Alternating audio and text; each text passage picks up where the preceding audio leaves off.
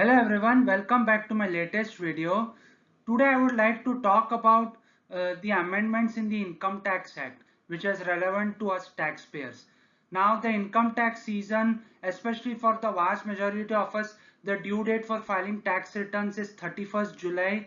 So there have been several amendments which the government has introduced in the budget which will influence how we pay our tax and file our returns for this coming tax season. So what are the amendments? I would like to explain further. So number one, the tax slabs have been changed. Earlier in the regime it used to be 0 to 2 lakh 50, 0%, 2 lakh 50 to 5 lakh were 10% and so on, the differences. Now there have been new slabs which have been introduced. The tax-free income earlier for the vast majority of taxpayers used to be 2 lakh 50. Now tax-free income, the limit is now rupees 4 lakhs.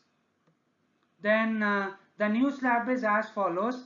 The differential amount between 4 lakh to 8 lakh is taxable at 5%. Between 8 to 12 lakhs at 10%. Between 12 to 16 lakhs 15%. Between 16 to 20%. Then between 20 to 24 it is 25%. Then any income which exceeds the limit of 24 lakhs, the difference between 24 lakhs and excess income beyond 24 lakhs is taxable at 30%. Essentially how we calculate taxes, income up to 4 lakhs is exempted. 4 lakhs to 8 lakhs taxed at 10%, 5%. 8 lakhs to 12 lakhs taxed at 10, and so on and so forth up to 30. So essentially we see here that there is an interval of around 4 lakhs. Earlier it used to be 2 lakh 50 or 5 lakh rupees, but now it has the interval for the different slablets has been kept relatively uniform.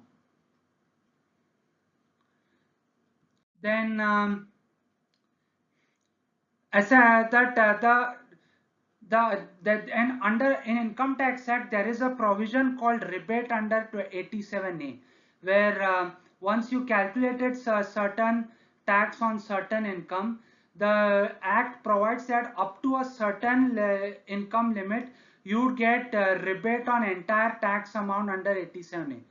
So under the amendments, for those of you who are salaried individuals, the base amount of income, earlier it used to be up to around 5 lakhs, but now the base amount of income up to which tax on which you could avail rebate under 87 has been increased to 12 lakhs, meaning that earlier up to 5 lakhs income, if you calculated tax you could avail rebate. Now it is up to 12 lakhs.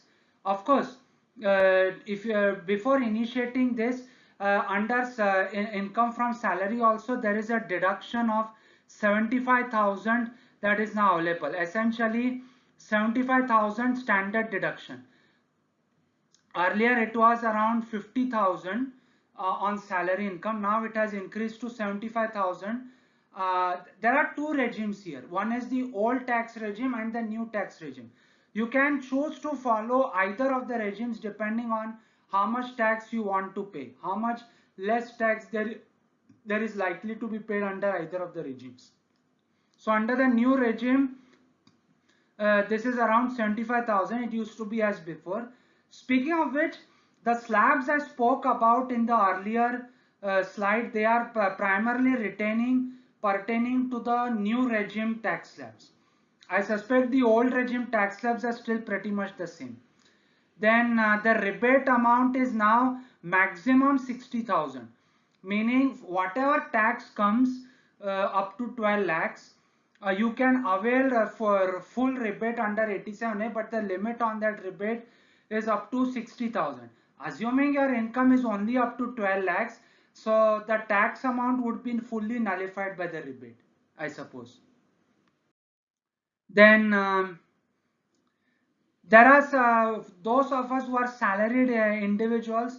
There are some ways by which we can save tax on our income. One is the 75,000 rupees standard deduction you can claim. This is like under new regime, especially this is the standard deduction. There is no documentary proof needed. Then under section 80 CCD subsection 2, this relates to employer contributions to national pension scheme. The, essentially the deduction is available here up to 10% of your income. So you could avail of this exemption as well as a salaried employee. Then another way to save income for those of us who are salaried employees is gratuity and leave encashment components. They are tax free upon retirement. Essentially, if you are working for a company and the company has a facility of paid leaves, but instead of taking those leaves, you preserve it. Some companies now, they allow you to take those leaves. They allow not take those leaves. They allow you to keep those leaves, and should you leave the organization, those leaves are encashed. Or in case of gratuity, after you leave the organization, the organization gives you gratuity, uh, let's say either lump sum in one whole go or installment basis. Now when it comes to leave encashment upon leaving the organization or receipt of periodic gratuity upon retirement, both of these under the Income Tax Act are tax free, as in there is no income tax leviable on periodic gratuity or leave encashment.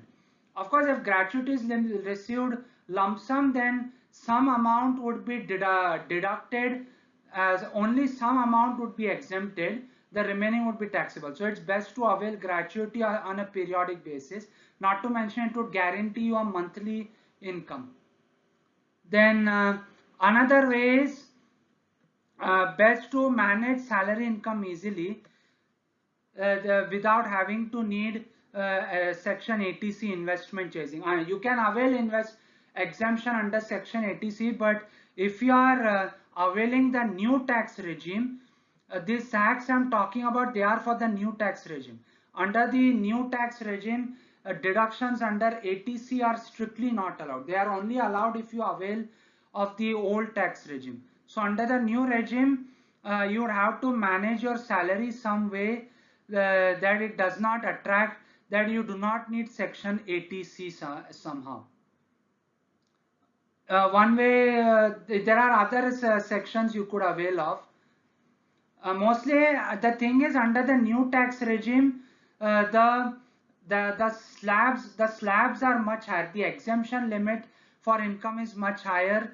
The slabs are also, they are very less incremental tax rate rises, like only 5%, 10%, 15%, only 5% rises. So in one way, it is possible to manage your salary income while keeping your tax low without having to take deductions under chapter 6 as in 80C and others.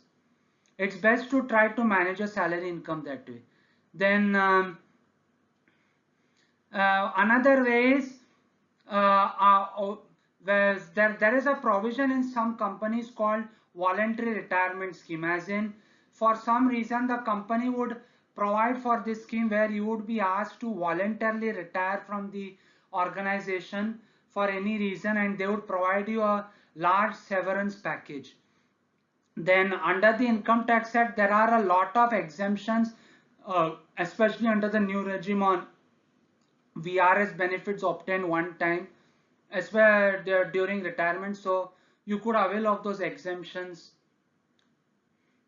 Essentially, what I spoke about here is, this is how, especially under the new regime, a salaried people like us will have to manage this.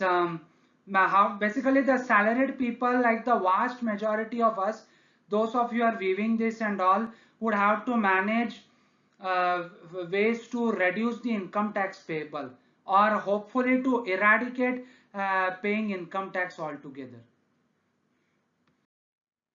Then there is a comparison between the old tax regime and the new tax regime. Now the government is encouraging people to increasingly shift to the new tax regime, but this does not mean that the old regime is completely gone. It is still there. You can still avail of the old income tax regime if you want to avail specific exemptions and deduction benefits, like let's say exemptions under section 10 of the income tax act, or exemptions under deductions under chapter 6a, that is 80C and others. All of this is not available under the new regime, so you can still avail of the old regime. The trick the basically, while calculating the amount of tax you are required to pay, calculate the income and tax payable under both the regimes, then find out under which regime tax payable is lower. On the basis of that, choose the regime you choose to comply with. So what are the differences? One is under the old regime, the slab rates are somewhat higher, like 0 to 2 lakh 50 is 0%, 2 lakh 50 to 5 lakh is 5%, then 5 lakh to 10 lakh is 20%, beyond 10 lakh 30%. So the slab rates, they are you could say the tax payable under the old regime is a lot higher, because there is no less incremental tax rates, no lower tax options you could choose. It is basically after 0 to 5%, there is no 10 to 15%. It straight away switches to 20%. Essentially, under the old regime, you are required to pay a lot more tax. By contrast, under the new regime, it is the slab rates, as we have seen earlier, are a lot lower. 5%, 10%, 15%, 20%, 25%, 30%. So which means you can your tax liability becomes a lot lower. You are not penalized as much for earning higher as you are under the old regime. Then another difference is when it comes to 80C deductions under the old regime, if you have made investments, like say in provident fund, or you have taken loans like housing loans on the principal amount, or you can avail deductions up to 1 lakh 50. Unfortunately, under the new regime, those are not available. Deductions under 80C and other chapter 6A deductions are usually not available. Then when it comes to housing rent allowance, which relates to home loans and so on, under the old regimes there are full exemptions. Under section 10A, there is a technique for calculating housing rent allowance, HRA, as in, yes, housing allowance. Basically, if you are staying in a house in rent, then the company would give you allowance for paying those rents. Then under section 10A, there are certain techniques for calculating deduction from allowance, total amount of allowance which would be taxable. However, under new regime, those exemptions are again not available. So again, basically under new regime, chapter 6A and section 10 deductions are not there. So that's it. So when it comes to the new regime, those are major points against the new regime. Then standard deductions for salaried individuals is 50,000 in the old regime. New regime, it's a lot higher, 75,000.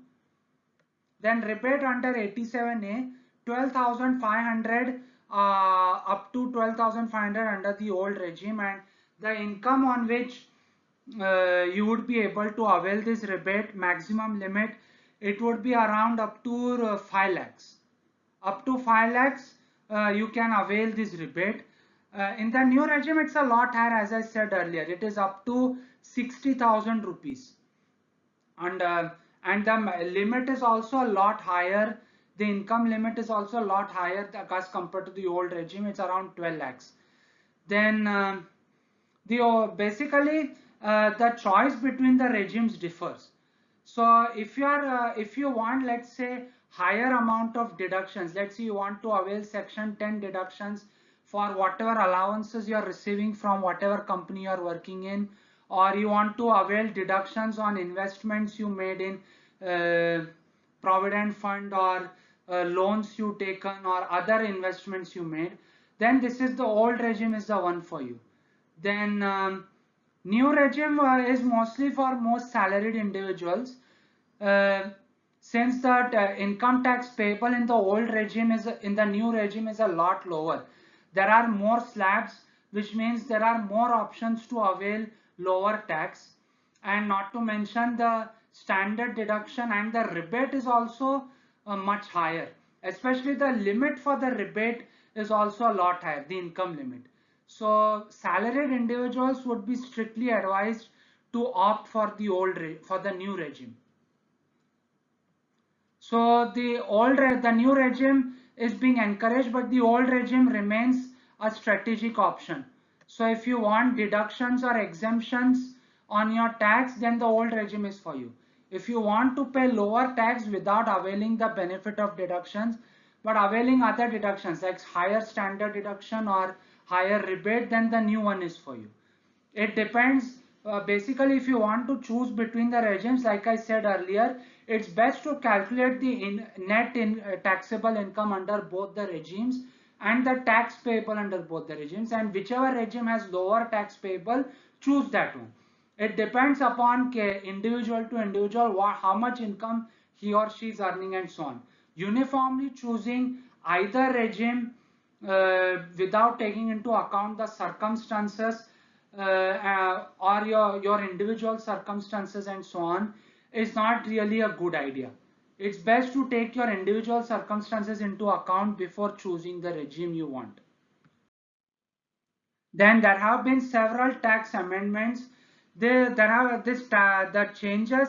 They have usually these changes which have been made. They largely impact global travelers, those people who travel abroad for any reason. Then very small investors who, like, say, invest very small amounts of 2,000, 10,000, 20,000 and so on. Then overseas remittances, like if you are making remittances outside India to anybody who is staying outside for any reason. Then what are the changes which have been made?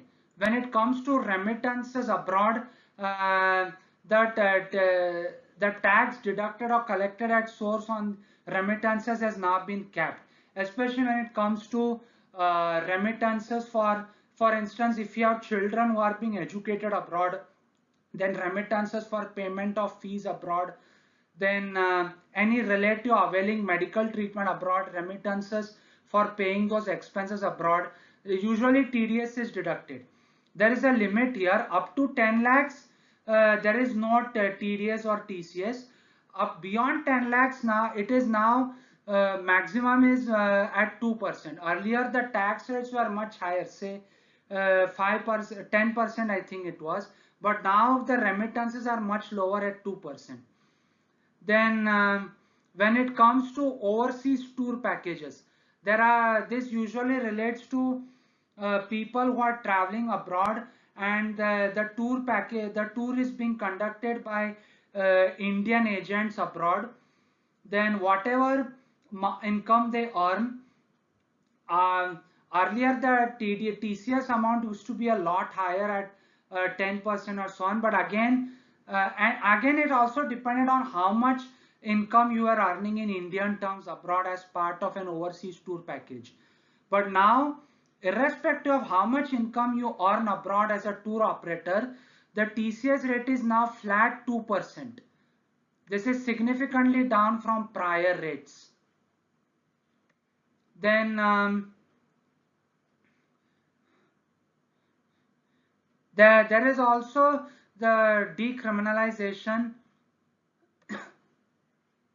So when it comes to, let's say, if you have delayed in paying TDS, TDS is usually required to be paid within 7 days from the end of the month in which you make transaction. But if you are not paid it, then it attracts heavy fines and penalties.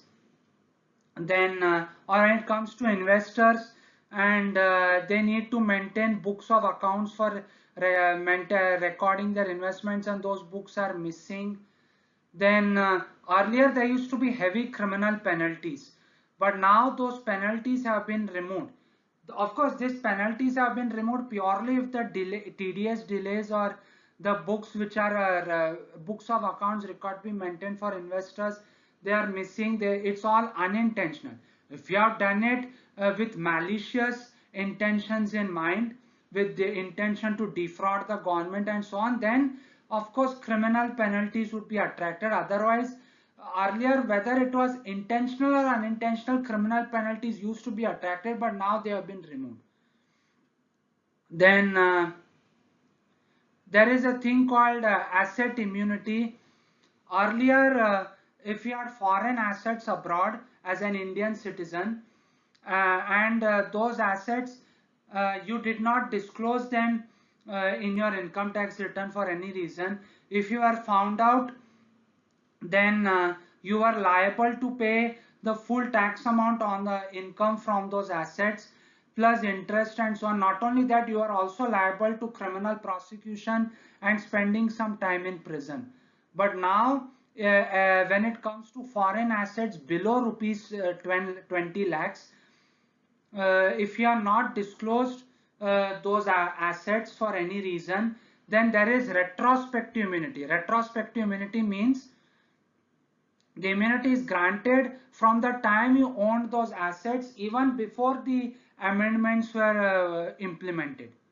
So if you have assets below rupees 20 lakhs abroad and you haven't disclosed them, there is no threat of criminal prosecution as it was earlier. Now all you are required to do is pay the full amount, tax amount on income from those assets plus any interest which is required of you to pay. So the result of these amendments is for global Indian citizens, for Indian tour operators abroad or other people staying abroad who are availing of money, financial resources from people staying in India and so on and so forth, or for and also for though investors and so on. Essentially these amendments are primarily meant to provide some measure of relief to Indian global citizens and in minor investors, Indian investors, as well as those who are overseas investors as well, but who are Indian citizens. So now the tax season is, so I have talked about all the tax amendments, the new slab rates, the lower TDS TCS rates for those of you who are uh, remitting money abroad, or those of you are earning income abroad, or my small investors and so on. Those of you have foreign assets abroad but who are not disclosed them, there have been some measures of relief provided. So the tax season will be arriving soon on 30 in July. There will be a spate of income tax filings, so use these amendments to your benefit. Calculate the tax amount using both the old and the new tax regimes, using the benefits and disadvantages of both regimes, as in taking the benefits and disadvantages of both regimes into account. Then based on how much tax is payable under either of the regimes, any regime which has the lower tax amount, choose that regime. So make your plan your taxes properly. I hope this video helps you all to in your tax planning, and for more information use the internet or seek information from your local chartered accountant or anybody who is filing income tax returns on you. They'll know all of this. So thank you all for watching my video. Please subscribe to my channel at Siddharth Bhatt 4898 for more of my videos. Please watch, like, comment and recommend this video to anyone else you know. Thank you all for watching this video. Once again, thank you all. Thank you. Thank you.